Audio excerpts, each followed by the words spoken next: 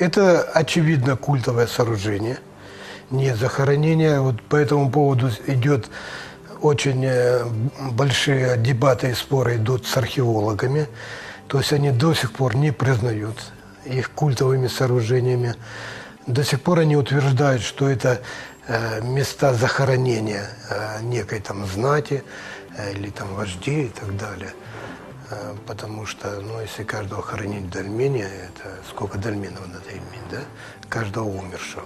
Уже более 2000 дольменов по всему Кавказу найдено. И учитывая, что имелись рядом с ними имелись онищанские стоянки, очевидно, что это культовое сооружение для проведения праздников, обрядов, посвященных солнцестоянию и другим праздникам, в том числе и похоронных обрядов. Очень хорошо это показывает дольменная культура, восстановлена, реконструирована ленинградскими археологами, это в ущелье Жены. Это вот первая дольменная группа, она идеально показывает, что это культовое сооружение. Если внимательно присмотреться, перед порталом имеются следы крады. Крада – это некое костровище, если перевести на современный язык, которое разжигалось перед проведением этих обрядов. То есть там возжигался огонь, и это очевидно. И огонь не настолько большой, чтобы там, допустим, сжечь тело или еще что-то. Нет. А именно размер крады для культового сооружения. То есть это просматривается отголоски и славянской, в том числе, культуры и славянской веры. И медитация, в том числе, в дольменах проводилась. Чтобы понять, как это делалось, то есть технологию саму, конечно, одной поездки недостаточно. На это уходят у людей десятки лет. Всегда, где есть дольменная группа, как правило, выше дольменной группы имеется карьер, где берут этот камень. Вот когда вам рассказывают о том, что вот этот камень, дольменный песчаник, был принесен за 3 километра с соседнего ущелья, это говорят экскурсоводы в своих экскурсиях, это говорится и рассказывается для кого? Для туристов. Это чисто, так сказать, приемы. У них же там есть и в истории это чаша Афродиты, да, где там Афродита мылась. Но это же не факт, что она там мылась и купалась. Нет. На самом деле технология строительства дольменов, она не такая сложная, как кажется на первый взгляд. Всегда имеется карьер выше дольмена, всегда имеется спуск этого камня, который берут с дольмена. То есть его спускают сверху вниз и никогда не поднимают снизу вверх. От чего зависит, будет этот дольмен карточного типа, корытообразного или монолитного? Зависит от самого камня. То есть какой камень есть, песчаник, мы его называем дольменным камнем. На самом деле это камень-песчаник. Есть слой породы, который тянется от Анапы, пошел по всему Кавказу идет. По всей видимости, он где-то прорывается в районе Очимчера, потому что там кончаются дольмены, дальше их уже нету. И этот слой, он идет. Тут вопрос, где есть выход, так, чтобы этот камень можно было взять, не прилагая особых усилий. Это даже не было ни бульдозеров, ничего. Поэтому там, где порода вышла, и камень этот виднеется, ищется место для закладки этого культового сооружения. Потом этот камень добывается оттуда и волоком скатывается. Ну, одно дело на плечах точить камень, другое дело подложить бревна и по бревнам скатить его. Они берут этот монолитный камень, сверху выдалбливают камеру, потом выдалбливают отверстие, сверху находят плиту и накрывают крышкой. Вот это корытообразный.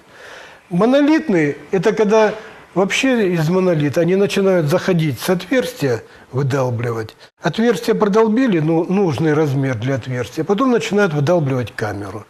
Инструмент, которым выдалбливали, вот, ну, это медный век. Сказать, что медными топорами выдалбливали, я лично, ну, в этом очень сомневаюсь. Какие-то были другие инструменты, более прочные, которые позволяли отстукивать песчаник. Потому что сам песчаник, он не такой уж мягкий.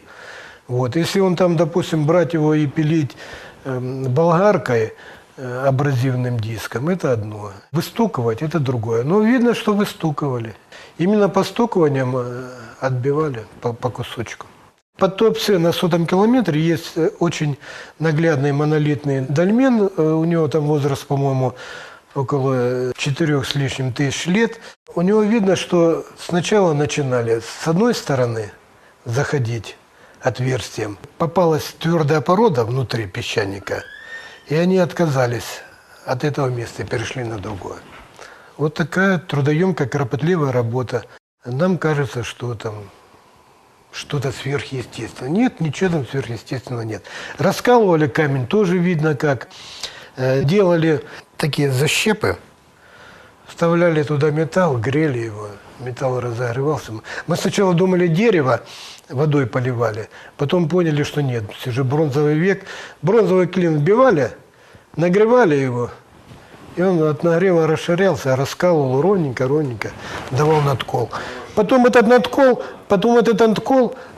аккуратно обрабатывался, то есть обстукивался, и получалась ровная площадь. Видно же, что они делали замки, да?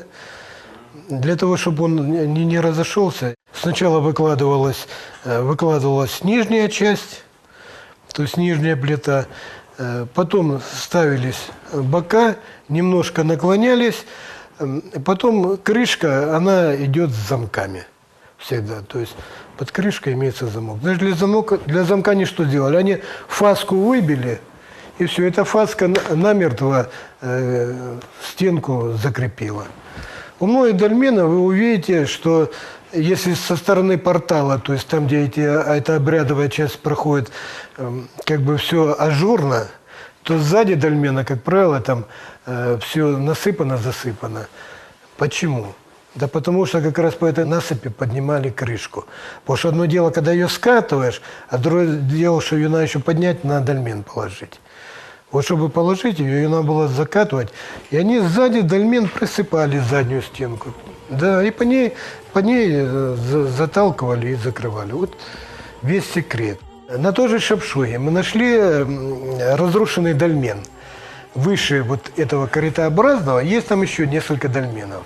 Мы поняли, что это дольменная группа. Засунули руку, пальцами чувствуем, что там вроде какая-то надпись или что-то вроде этого. Любопытство, конечно, раздирает страшно. Решили, значит, эту плиту поднять.